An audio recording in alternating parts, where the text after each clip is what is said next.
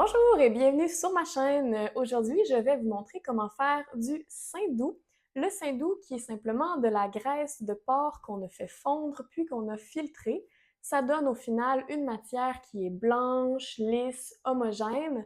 On l'utilise pour la cuisine, par exemple pour faire cuire des aliments ou comme gras alimentaire, comme dans les pâtisseries par exemple.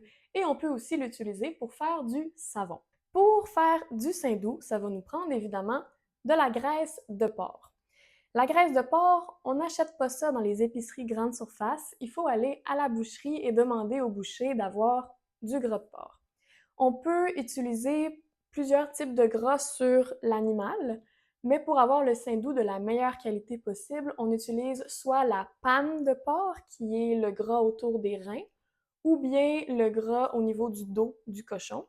Mais sinon, on pourrait aussi très bien utiliser les autres parties grasses de l'animal. C'est simplement que le goût, la texture, puis la douceur du saindoux va être différente selon la partie grasse de l'animal qu'on utilise. Aujourd'hui, moi, ici, j'ai 2 kilos de graisse de porc, donc le dos du porc. Sachez que 1 kilo de graisse de porc va nous donner environ 600 à 800 grammes de saindoux au final. La première étape, ça va être de couper nos morceaux de gras en petits morceaux. Plus nos morceaux vont être petits, mieux ils vont fondre et meilleur sera notre rendement final. Je vous conseille vraiment d'utiliser des bons couteaux de boucher parce que si vous avez des petits couteaux qui valent pas très cher, vous allez avoir de la misère comme moi. Ou encore mieux, demandez au boucher de vous hacher le gras. Une fois que tout est coupé en petits morceaux, on va pouvoir commencer à faire fondre notre gras dans une casserole à feu doux moyen. Je mets un petit peu d'eau dans le fond de ma casserole juste pour éviter que le gras colle au fond dans les premières minutes de cuisson, mais il ne faut vraiment pas en mettre beaucoup. On va laisser fondre le gras comme ça tranquillement à feu doux moyen durant 1h30 à 3 heures. Si vous faites fondre à température plus élevée ou si vous faites fondre vraiment plus longtemps, c'est possible que le saindoux développe un goût plus fort, voire même un goût de surcuit qui va être un peu désagréable.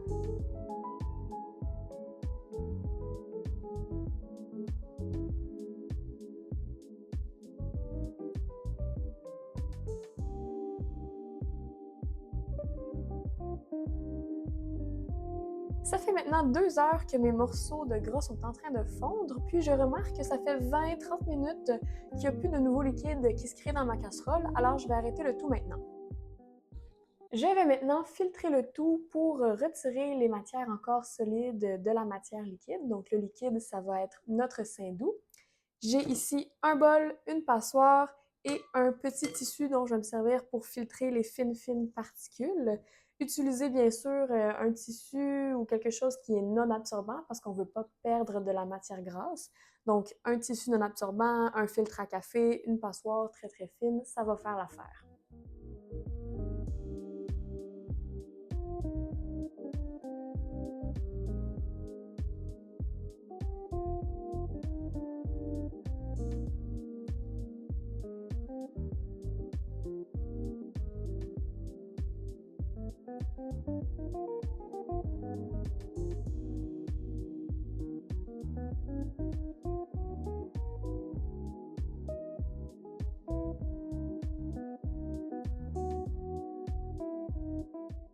Et voilà le résultat une fois filtré. J'ai obtenu 1244 grammes de saindoux.